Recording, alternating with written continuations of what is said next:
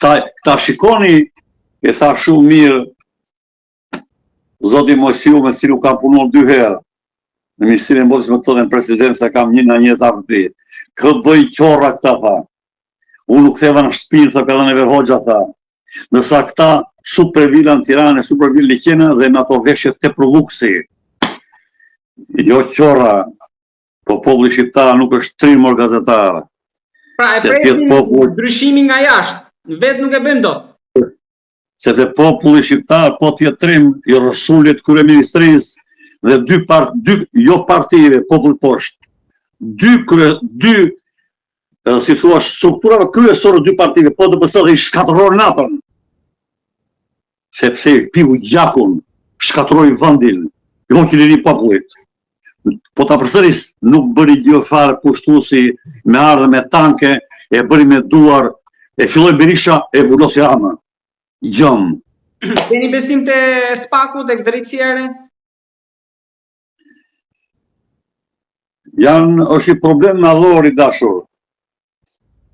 SPAK-u është një strukturë e cila u krijua nga amerikanët dhe vazhdon të rezistojë se brenda SPAK janë 3 ekspertë amerikanë brenda.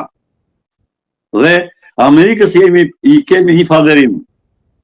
Na solli aparaturët e deshifrimit telefonat të dhëmbit e Tiranës.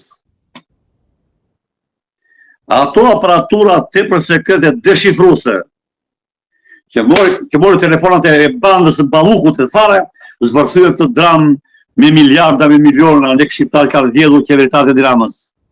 Pra në këtë pikpamje, Amerika dha një ndihmë tepër të madhe, që populli tha, ja, kush janë ta shqyrtuar drejtues tu, sepse atë gaz i komandon me miliona 32 fishe fare, dhe Edi Rama shkonin a pirë verën $38.000, kur pensionistët 590.000 e kanë pensionin në 200.000 dhe luftojnë për burg. Si flë gjumë, o kryeministër. Si flë gjumë ti more, unë jam tani këtë moshë kur shikon një pensionist si jap kafe, edhe pse unë nuk jam i pasur, unë jap kafe me jeta pi kafe. Si morë zotëri hipën të një charter dhe ngeri i bje botës cep të botës, kur populli lufton fare. Shqipëria nuk e varfër, është e vjedhur katësiprisht. Shqipëria ka burime natyrore, do ishte thot Zvicër. Ku janë burimet e naftës dhe minerat e veriut, që juve, zotëri dhe unë, nuk marrëm as e cent, kanë 20 vjetë, ku shimerë, mafia nga jashtë, e rridu me qeveritarët, popull shqiptar s'mere si lek. Zoti Lima, ju i lidhi anën diplomatike, lëvizje geopolitike, po një pjesë e shqiptarëve që besojnë, kanë dëshirë që të ndodhë. Ju besoni që mund të ketë një dallë këtë Trumpit edhe në Ballkan që mund ta përfshijë dhe ne, se shumë presin që ajo që ndodhi në Venezuelë të ndodhë vende të tjera, të përfshirë dhe në Ballkan. Kush ka lexuar Kizingerin, sepse të flasë mordialë, dhe të bësh duhesh pa lexuar, po të vish nga aut, e këto i dështuar dhe ngrihesh të bësh kryeministri i vendit, as ekonomist, as ushtarak, as diplomat, as financier, të marrë shtetin, dhe të pushtosh pastaj gjithë zonën shtetërore, ky fund tragjik do ishte. Pra, shikoti, qeveria shqiptare nuk ka asnjë ministër me gazë shkencore. Po, kush e zhvillon vendin mondial? E zhvillon truri.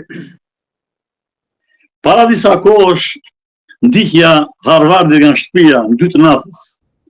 Dhe një vajzë student e pyet profesor 82 vjeç. Zoti profesori thot, shikoj disa drejtues lidhë që u them tha kjo, i bën pyetje gazetari, tha shkon me një herë pyetja, tha pritet me një herë ai tha. Ndërsa disa të tjerë tha, do kohë shkoj pyetja, do kohë di përgjigje tha. Po këta që marrë përgjigjen vonesë, jape përgjigje shumë sakta tha. Ata që marrë me një herë, tha, ja pritë gabuara. Dhe i thaj, moj vajzë, nuk tha studentëve. Kur lind fëmia, tha, me lente nuk i dallon dot, tha, rrudhat i kanë tru, tha. Në asasi e leximit dhe punën studimore dhe shkencore që bëhet, rritet, tha, ose rrit në vend, tha, rrudhat ka truri. Ata lider, tha, ata të quatur lider që kanë pushtet, tha, të pa lexuar, tha, kanë pak rrudhat tru, tha. Dhe kur pyet gazetari, tha, shkon me një herë pyetja. Dhe ai tha, e je për je si që e merr gabim, tha, se s'ka rrotull, tha. Nësa i dyti, tha, që shkencëtar, tha, ka rrudat të thella, tha, do kohë shkoj pyetja, ashtu se tha, a i shkencëtar, tha, a i të kërmadin. Pra, në qoftë se vendi nuk e drejton truri, shkenca, atëre, si mund të ka zhvillim? Ata bëjnë garë kur se vjedhë pasurohet, nuk bëjnë garë kur se prodhojnë më shumë Shqipërinë, kush mund të punësojnë shumë rinin, kush mund të zhvillojnë industrinë, kush mund të zhvillojnë shumë ekonominë, kush mund të zhvillojnë shumë arsimin. Ky është defekti. Pra, me gati rreth 2 milion që kemi mbetur në Shqipëri, prej të cilëve gati 740.000 pensionistë, vështirë që ketë një ndryshim nga brenda. Duhet koordinuar lëvizja fuqishme nga brenda dhe që ka filluar agim